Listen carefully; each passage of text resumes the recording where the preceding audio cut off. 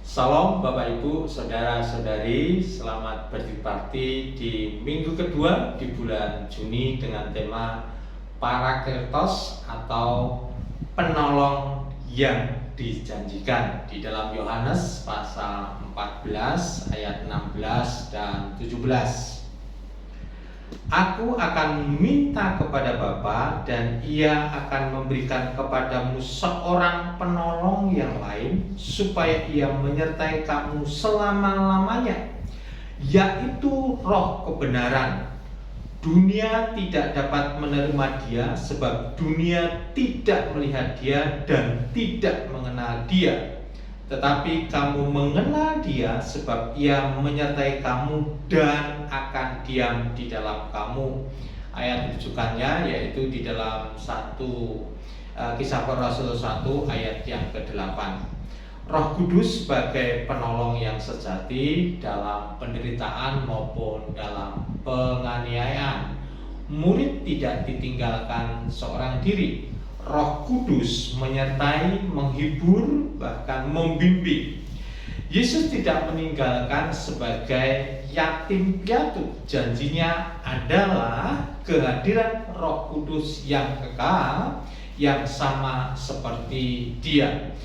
Nah, untuk menjadi penolong, penghibur, dan penuntun segala kebenaran dan orang percaya, mari kita hidup relasi dengannya. Dia tinggal di dalam kehidupan kita sebagai orang yang percaya kepada Tuhan. Apa itu Parakletos atau penolong yang dijanjikan? Yang pertama adalah Parakletos adalah penolong yang setia.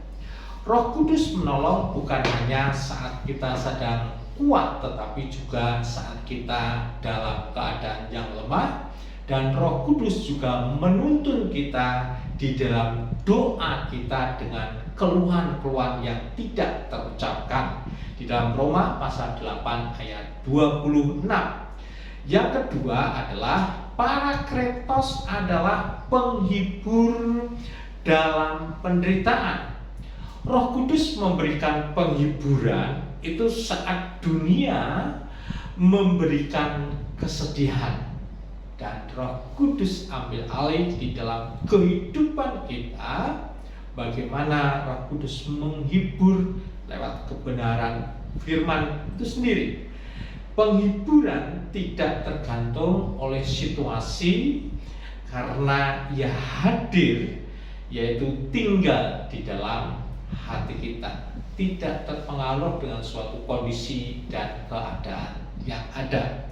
Yang ketiga adalah Parakletos adalah pembimbing dalam kebenaran, menuntun kita pada kebenaran, yaitu lewat memberikan hikmat kepada kita, menuntun kita pada kebenaran firman, yaitu memberikan pengertian kepada kita hal-hal yang terselubung. Roh Kudus bisa menyingkapkan sebuah kebenaran, dan itu menjadi sebuah kekuatan di dalam kehidupan kita. Yang ketiga adalah menuntun kita pada kebenaran firman, yaitu menegur saat kita menyimpang.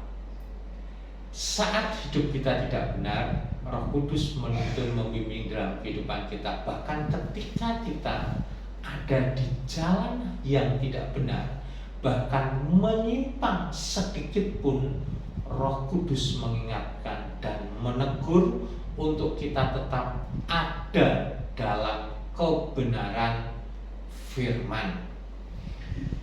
Pesan yang harus dilakukan adalah Roh Kudus menuntun dalam kehidupan kita. Berkat jika kita melakukan, damai yang dari Tuhan dilimpahkan di dalam kehidupan kita. Akibat jika tidak melakukan, tidak maksimal dalam menjalani kehidupan.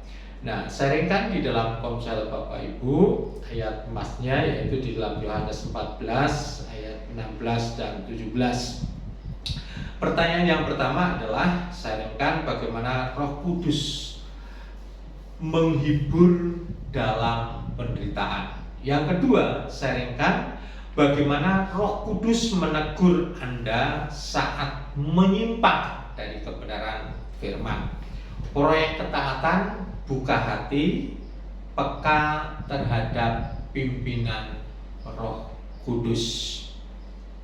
Sebelum Bapak Ibu menutup di dalam triparti, jangan lupa berdoa buat pokok-pokok doa yang ada di dalam materi triparti. Berdoa untuk Bapak Ibu Gembala, staf pengembalaan, dan juga multiplikasi triparti dan daerah-daerah yang belum ada triparti. Doakan juga buat ibadah kenaikan Tuhan Yesus dan juga pembukaan pelayanan di Majapahit, dan ditutup dengan membaca Bilangan pasal 6 ayat 24 sampai 26. Terus semangat dalam triparti, salam harvest.